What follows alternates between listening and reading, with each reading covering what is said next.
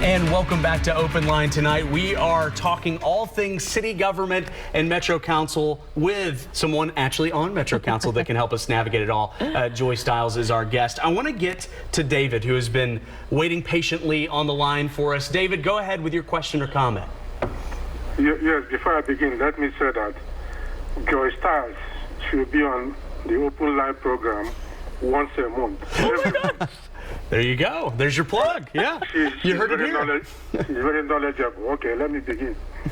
As an engineer, and a good engineer for that matter, the Titan Stadium is the best, has the best layout of any stadium in the NFL. And it has the best structural layout.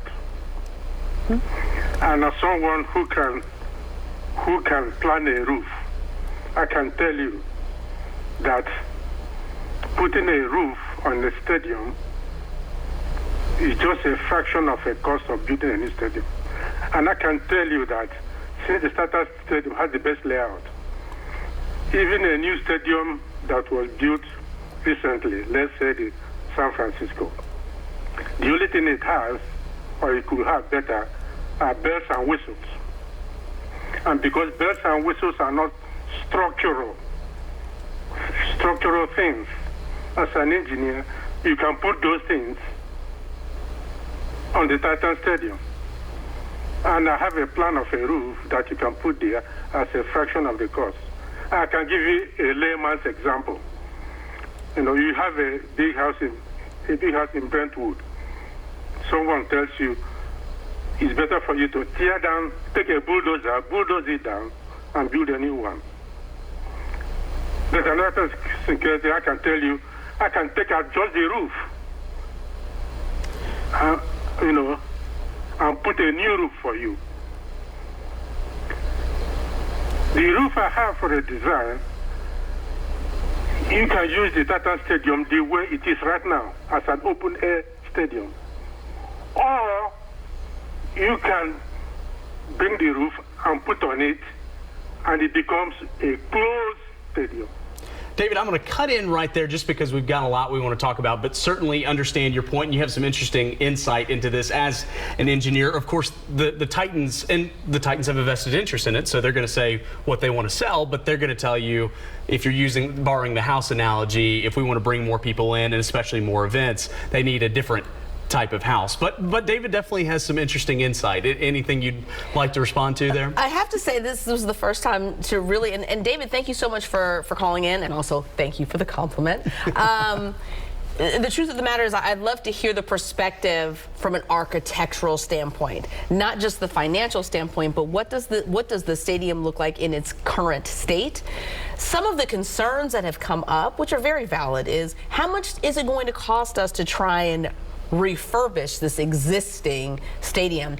Is it cheaper than building a new one? And a lot of those numbers are not coming back to justify a refurbish, which is why we then have to have the conversation, is if we're going to build a new one, where are we building it? Who's paying for it? So we can have this lovely new entity, not that it's necessarily a toy, but that it's something, again, that the entire city can use, has value in, can have pride in, and support. Because without the support, then we're acting for ourselves and we're not acting for the city. And that can become problematic.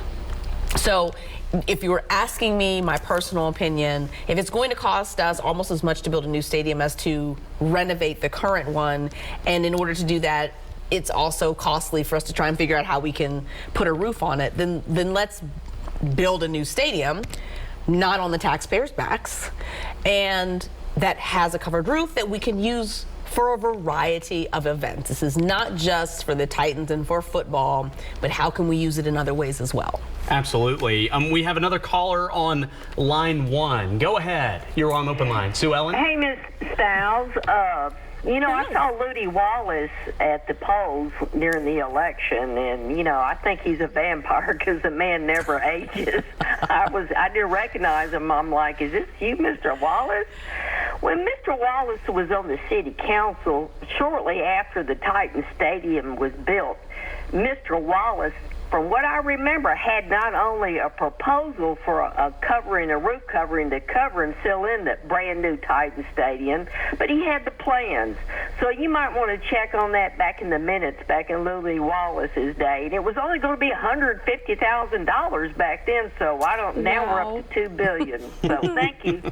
Thank you for the call, Sue Ellen. Of course, unfortunately, construction doesn't quite cost as much as it did back in the early 90s. But I mean, I think what some of our calls are kind of getting into the point of, and what Metro Council seems to be committed to, and the mayor's office, of before you jump straight into this, there needs to be some due diligence done on what specifically those finances look like. And I'm curious too, and I want you to respond to Sue Ellen, but also want to pose this out to you. I know the Titans have at least pitched that with the new arrangement of finances that it would get Metro off of the hook from the general fund, and that seems to be a big point of conversation. Does that influence you one way or another? I need to see that on paper, what that looks like. What is the breakdown? It sounds great, and I would be supportive if we don't have to ask the taxpayers to saddle any extra debt.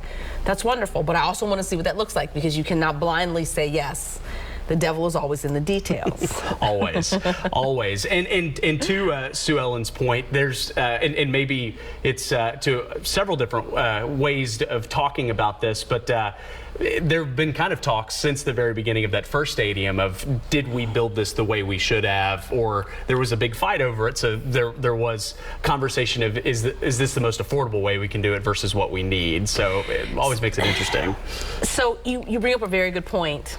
That is something that I'm always considering on council, which is, are we doing the right thing right now? The fact of the matter is, we do a lot of bubble gum and spit. We've been doing it for a long time. And I will say, my colleagues have, I think in this term, have done a really good job of really pushing the envelope, pushing an administration to do the right thing the first time, so we don't have to keep backtracking to fix things on the back end. Let's put $5 towards this. We know it costs 20, but we'll get it started, and then, you know, devil being in the details, you end up having to spend more money than the 20 because you have to correct something because we didn't do it right the first time. So certainly when we talk about something as massive as the Titan Stadium, the goal is to figure out what our needs are. What does it look like for us to have this stadium going 20 years down the line, anticipating what repairs, what upkeep, what does that look like, so that we're not trying to build a cheap version of something that's going to cost us a lot of money down the line when we say yet again, oh, we need to upgrade it. Well, no, let's just build something that's good now, and then we're doing upkeep, and when we get down the road, we've set ourselves up better. And we don't have to have those conversations again. Absolutely. I want to jump back to Global Mall for a second. Okay. So there has been chatter, and this typically happens when the city takes something that was a private entity and takes it under the city's umbrella, is, should the city of Nashville be in the mall, acquiring mall business? Obviously, this is in your district, and there's a lot of benefits for the members of your district, but kind of like what we're talking about with East Nashville, how do you sell the rest of the city on, you know, this is something we need to do? It's a great question, and the truth of the matter is, it comes down to, is it serving a community need, and is it a need that we have that we did not have the opportunity to provide previously? I would say yes. With the Global Mall, with the square footage that we had, bringing Vanderbilt in, it's a major healthcare partner. All of us have been driving. I'm a Vanderbilt patient, so driving to 100 Oaks or driving to Cool Springs, not really convenient. Knowing that I have a place that I can go for specialties that's right down the street from me, that's a benefit to the community. It's a benefit to the community in terms of employment, the jobs that are going to be coming here, everything else that's going to be on that site. You know, some of the things we talked about, public art, talking about how, a multi-abled playground, or talking about community kitchens, co-working nonprofit space. All of these things benefit the community. And so the way that it's set up, the money that was spent comes back to us in this lease. We're not on the hook. Vanderbilt is handling repairs, they're handling upkeep. The deal was done so that we're not burdening taxpayers.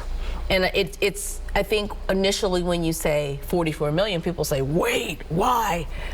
But out of this, we're also getting what is going to be the Antioch Performing Arts Center. So which super passionate about and asked for because there's an event center on site, and we don't have access to art in Antioch. So this is our way where we get to bring some entities from downtown.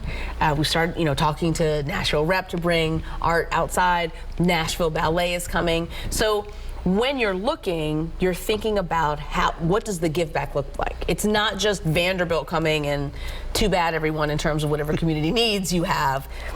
We're actually getting that work done. And so when other items come up where there is a very clear benefit to the community, that's what you want to think about.